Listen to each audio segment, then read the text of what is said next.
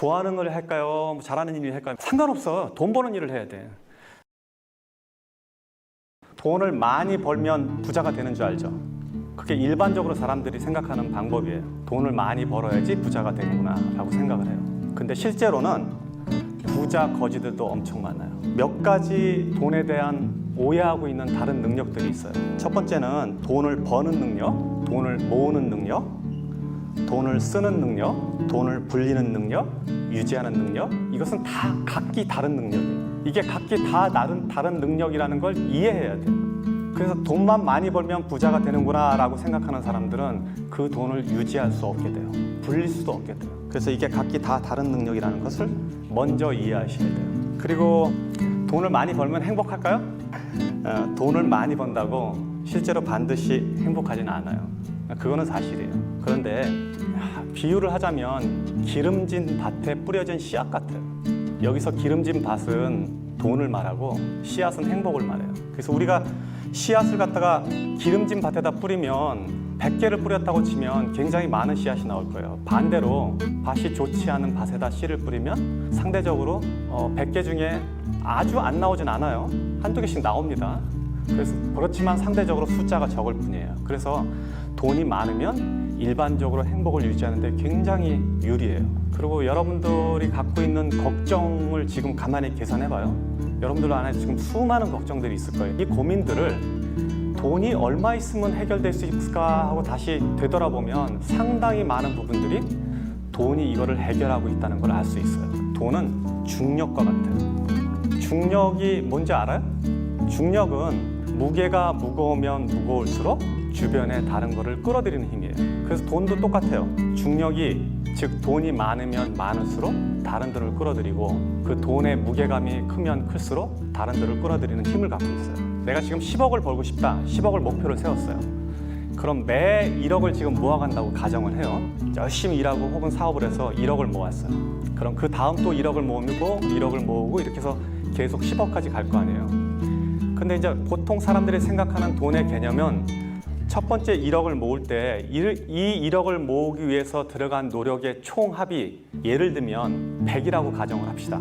그럼 두 번째 1억을 모을 때 또 100이 들고 세 번째 1억을 모을 때 또 100이 들고 해서 전체 1000이 들어가야지 10억을 모은다고 이해를 해요. 통상적으로. 근데 그렇지가 않아요. 돈은 중력이 있기 때문에. 그래서 돈은 처음에 1억을 모을 때 100의 노력이 들어갔지만 두 번째 1억을 모을 때는 90이 들어갈 수 있어요. 그 다음에 세 번째 1억을 모을 때는 80이 들어가요. 같은 방식으로 계속 이어지다 보면 나머지 9번째, 10번째에서는 10의 노력도 안 들어도 돈이 느는 거예요. 이게 돈이 갖고 있는 중력의 힘이에요.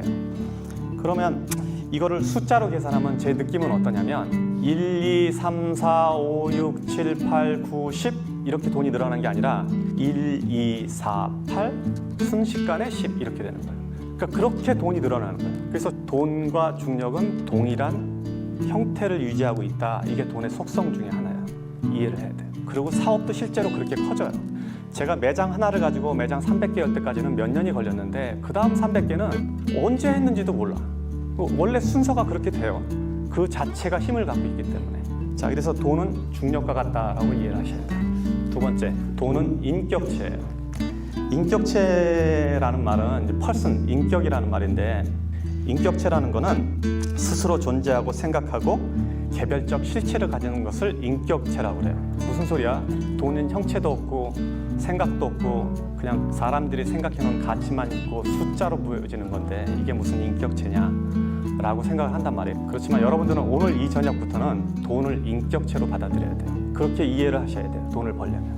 인격체란 뭐냐? 인격체로 돈을 이해하면 돈은 어떤 형태로 보이냐? 여러분들이 보는 시각이, 돈을 보는 시각이 완전히 바뀔 거예요. 그러면 큰 돈은 어른이고 작은 돈은 아이가 되는 거예요. 돈은 감정을 가졌어요. 돈은 생각을 해요. 그리고 또 돈은 자기가 좋아하는 데가 있고 싫어하는 데가 있어요. 그리고 돈은 헤어지는 것을 싫어하고 함께 모여있는 걸 좋아해요. 돈은 그래서 몰려다녀요. 이런 특성들을 고려하면 돈은 인격체예요. 그러니까 여러분들이 돈을 모으면, 돈을 벌면 이 돈을 인격체처럼 대해야 돼요. 작은 돈을 함부로 낭비하면 큰 돈을 모을 수 없는 것은 당연한 이치예요. 그리고 돈은 감정을 가졌어요. 그래서 여러분들이 돈을 벌었는데 이 돈을 아무 데다 함부로 쓰잖아요. 그러면 돈을 감정을 가졌기 때문에 나를 이렇게 대하는구나 이 사람은, 그렇게 생각하고 돈은 여러분들을 떠날 거예요. 왜냐하면 돈은 자기를 갖다가 하찮게 대하는 사람들을 옆에 두지 않기 때문에 그래요. 또 돈은 생각을 가졌습니다. 생각이 있기 때문에 여러분들이 무슨 행동을 하는지 면밀히 이해하고 있다가 갈까 말까를 결정하고, 생각을 가졌기 때문에 여러분들이 좋은 일에 돈을 쓰면 그 돈은 다시 돌아와요.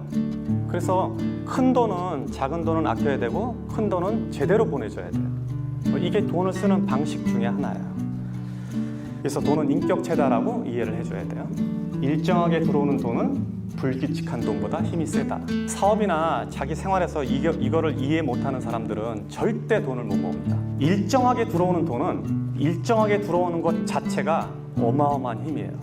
아까 내가 중력 얘기했죠. 큰 돈은 상대적으로 작은 돈보다 중력이 셀 거예요. 그런데 일정하게 들어오는 돈은 한 번에 몰려다니는 돈보다 힘이 세요. 무슨 얘기냐면, 매달 100만 원씩 버는 사람은 1년 내내 굶다가 어느 날 1000만 원 버는 사람보다 힘이 세다는 얘기예요. 이거를 캐시플로우라고 얘기해요. 일정하게 물이 들어오는 거. 매일 100만 원 오르는 게 더 좋은 거예요. 왜냐하면 일정하게 들어오는 돈은 그 돈 자체가 강력한 힘을 갖고 있어요. 그러니까 일정하게 들어오는 돈은 조직화된 돈이라고 봐야 돼요. 그래서 그 돈은 다른 돈들을 이겨요. 더 큰 돈, 목돈 2천만 원, 3천만 원 들어오는 거 아무 의미 없어. 매달 100만 원, 200만 원 버는 게 아주 무섭고 중요한 돈인 걸 알아야 돼요. 고생해서 번 돈은 공짜 돈보다 힘이 세다.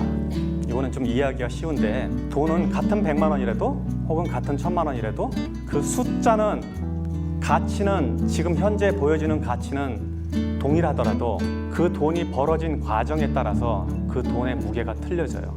여러분들이 고생해서 벌은 돈은, 돈의 가치가, 무게가 100kg라 그러면 누가 준 돈은 1kg도 안 되는 거예요. 그래서 가볍게 날아가요. 이치를 아시겠죠? 그런 돈은 그냥 흩어져 버려요.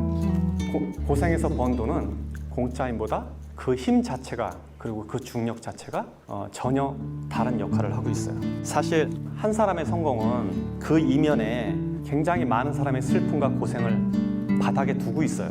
돈은 몰려다니기 때문에. 그래서 성공한 사람들이 하는 실수가 뭐냐면, 지금 이런 거를 잘 지키지 않는 게 보통 성공한 사람들이 흔히 하는 실수예요. 제가 성공이 근본적으로 많은 슬픔과 불행을 깔고 있다는 얘기는 뭐냐면, 그 깔은 자체가 마치 가시처럼 앉아 있거든요. 그래서 그 가시를 다독이지 않으면 결국 가시는 내 몸을 찔러서 돈을 많이 벌어도 다시 돈을 흩어지게 만드는 힘을 갖는다고요. 그래서 이런 원리들을 이해해야지 우리가 돈을 모으고 관리하고 유지하고 더 확장해 나갈 수 있는 거예요. 그래서 여러분들은 성공하고 나면, 혹은 성공하기 전에 이 원리를 이해해야 돼요. 이 원리를 이해하지 못하는 많은 창업가들, 사업가들, 혹은 젊은 친구들이 사업에 나가서 많은 돈을 벌었을 때 불과 몇 년 만에 혹은 순식간에 다시 바닥으로 내려앉는 것은 당연한 이치예요. 남의 돈을 대하는 태도가 내 돈을 대하는 인격의 근본이다. 친구들끼리 회비를 모았는데, 회비를 모아서 어떤 일을 할 때는 내가 평소에 하는 소비보다 더 아까워지 않고 소비를 한다면, 이거는 남의 돈을 대하는 태도가 옳지 않음으로 인해서 결국 내 돈을 대하는 태도를 무시한다는 걸 이야기할 수 있어요. 예를 들면 미국의 사업가들은 주식회사로 회사를 움직인다 그러면 그 주식회사의 자기 지분만큼 다른 사람들의 지분이 있다는 걸 이해하기 때문에 사적인 재산과 사적으로 회사 일을 쓸 때와 공적으로 쓸 때 구분을 굉장히 명확하게 하는 편이에요. 그래서 남의 돈을 대하는 태도는 꼭 내 돈을 대하는 태도와 동일하다고 이해를 하셔야 돼요. 이제 수학 이론을 조금 설명할게요. 수학이라는 건 뭐냐면, 이 사람이 부자가 되는 과정을 제가 유추해서 설명한 글이에요. 수각이 크다 하는 건, 수각이라는 거는 물을 받는 돌이거든요. 절에 가면 많이 있어요. 물이 그 안에 흘러 들어오면 그 흘러 들어온 물을 모았다가 일부를 내보내고 계속 모을 수 있게 하는 구조인데, 우리가 저런 돈의 철학을 잘 이해하지 못하면 수각 자체가 없어져요. 그러니까 그 돌 그릇 안에 그릇 자체가 작아져서 돈이 모아지지 않는 형태를 말해요. 그래서 돈에 대한 이해를 저렇게 명확하게 하면 수각이 크기 때문에 항상 돈이 들어오고 항상 큰 돈이 내 안에 남아있단 말이에요. 이 가치를 유지할 수 있는 게 바로 지금 제가 말한 몇 가지 원리예요. 돈이라는 거는 그게 모여지려면, 그 모여진 것 자체가 이렇게 모여지려면 일정한 규모가 이루어져야 돼요.